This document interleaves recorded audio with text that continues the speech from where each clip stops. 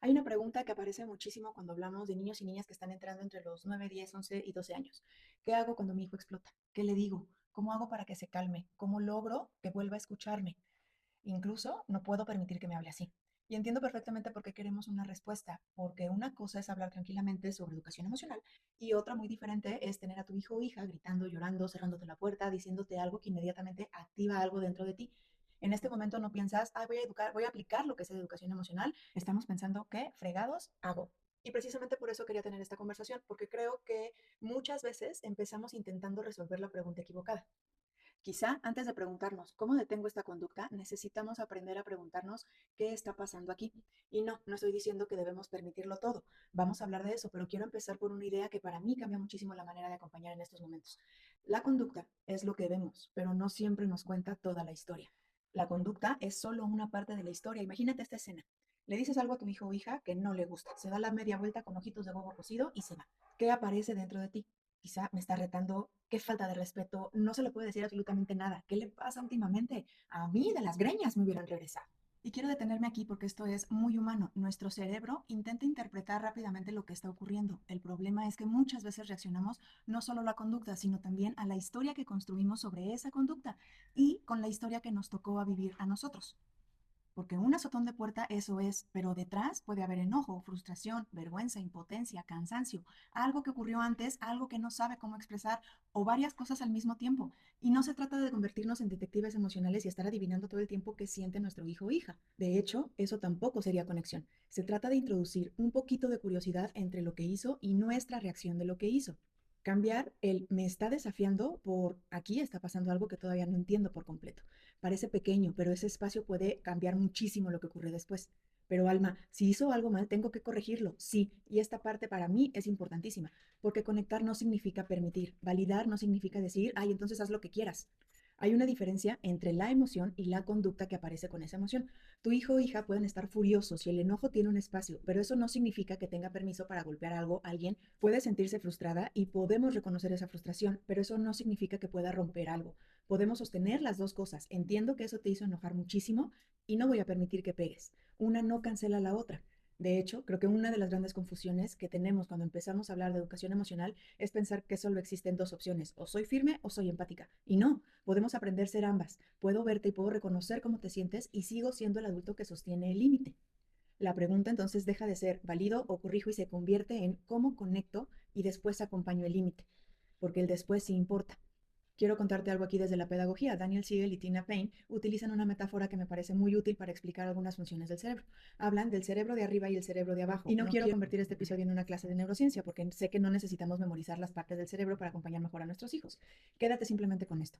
Cuando estamos desbordados, tu hijo o tú, emocionalmente, tenemos menos recursos disponibles para frenar impulsos, para razonar, para escuchar, para tomar decisiones. Mona Delahooke también ha trabajado mucho sobre la importancia de mirar el estado del niño y no solamente la conducta que estamos viendo. Yo lo traduzco así. Cuando tu hijo está en rojo, la puerta del aprendizaje está mucho más cerrada. No significa que su cerebro se apague. Sí. No significa que sea incapaz de escuchar absolutamente nada. Significa que quizá ese no es el mejor momento para darle un discurso de la vida. Creo que aquí muchas familias nos podemos reconocer. Nuestro hijo o hija están furiosos y empezamos, te he dicho muchísimas veces que en esta casa y bla, bla, bla, bla, bla, bla.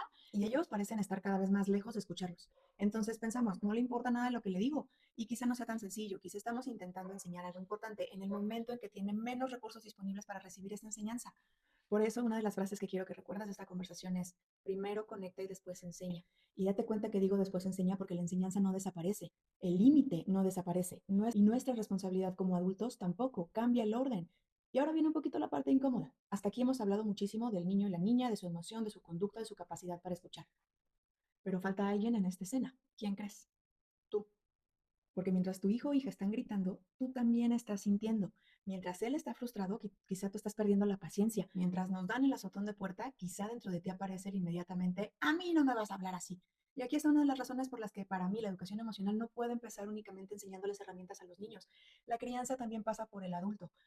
No porque todo sea nuestra culpa, no porque tengamos que estar regulados 24/7 y muchísimo menos porque nuestros hijos sean el reflejo perfecto de nuestro estado emocional, sino porque nosotros también entramos a esa relación con cansancio, con expectativas, con nuestros propios detonantes. No criamos desde cero, criamos desde cómo nos criaron. Y quizá no solo necesitas preguntarte qué le pasa, también puedes preguntarte qué pasa conmigo cuando esto ocurre, no para analizarte ahora, solo para empezar a notarlo. Pero yo ya grité, y quizá, mientras me escuches, estés pensando, todo esto suena muy bien, Alma, pero ayer yo terminé gritándole. Perfecto, vamos a hablar de eso también, porque no quiero que Conecta tu emoción y estas conversaciones se conviertan en otro lugar donde las mamás vienen a descubrir todas las cosas que hacemos mal. Ya suficiente culpa tenemos con la maternidad. Y yo tampoco hago esto perfecto. Con mi niña pequeña sufríamos esto muy seguido. Ella suele sentir muy intenso y el trabajo fue maratónico, porque cuando algo no le parecía o no le gustaba, eran desbordes de enojo y frustración expresados con gritos y llantos que podían durar 40 minutos o más. Era muy desesperante, muy desgastante, pero con ella aprendí esto que te comparto aquí. Primero necesitaba contención para empezar a regularse, porque mientras más le hablaba, más se enfurecía y no salíamos del ciclo. Con ella aprendí que a veces necesitaba menos palabras y más presencia. Desde la compasión y el contacto físico, poco a poco podía volver a ella para volver a escuchar. Ya que estaba tranquila, hablábamos y descubríamos qué había pasado y cómo podía hacerlo diferente la siguiente vez. Pequeños pasitos nos han llevado por un gran camino. Y una de las cosas que más he tenido que aprender es que ser puerto seguro no significa no equivocarme nunca. Habrá y hubo momentos en los que reaccionemos, habrá días en los que el cansancio gane, habrá cosas que diremos y después pensaremos, eso no lo tenía que decir, y ahí tenemos una decisión. Podemos quedarnos atrapados en el soy una pésima mamá o podemos empezar a preguntarnos, no me gustó lo que hice, ¿qué puedo hacer ahora? Y ahí aparece algo que para mí es fundamental, reparar. Reparar no significa fingir que nada ocurrió, tampoco decir perdón por gritarte, pero tú me hiciste enojar. Eso no es asumir nuestra parte. Puede ser algo mucho más sencillo como hace rato grité y no me gustó cómo te hablé. Estaba muy enojada, pero eso no justifica que te hable así. Lo siento, de verdad, de corazón lo siento. Quiero que volvamos a hablar de lo que pasó. Una de las que más me gusta a mí es mi enojo y mi reacción son míos. Tú no los provocas. Es mío y yo estoy aprendiendo, reaprendiendo a sentir como mamá. Seguimos siendo responsables de trabajar nuestras reacciones y desde ahí nuestros hijos también pueden aprender algo profundamente humano. Las relaciones pueden tener rupturas, fracturas y podemos trabajar para volver a encontrarnos. Entonces, ¿qué es ser un puerto seguro? Para mí esta es la conversación detrás de todo lo que hemos hablado esta semana. Un puerto seguro no es una casa donde nadie se enoja, no es una familia donde nunca hay discusiones, no es una mamá que sabe exactamente qué decir, no es un papá que jamás pierde la paciencia y tampoco una casa sin límites. Un puerto seguro no es una casa sin tormentas, piénsalo literalmente. Un puerto no controla el mar, no puede decirle a la tormenta, hoy no aparezcas. Su función es otra, es ofrecer un lugar al cual regresar. Y esta imagen resume muchísimo de lo que quiero construir con las familias y con la mía propia. No quiero enseñarte a eliminar todas las emociones difíciles en tu casa, eso no existe. Quiero que podamos aprender qué hacer cuando aparecen. Que tu hijo o hija puede estar enojado o enojada sin que el enojo destruya la relación.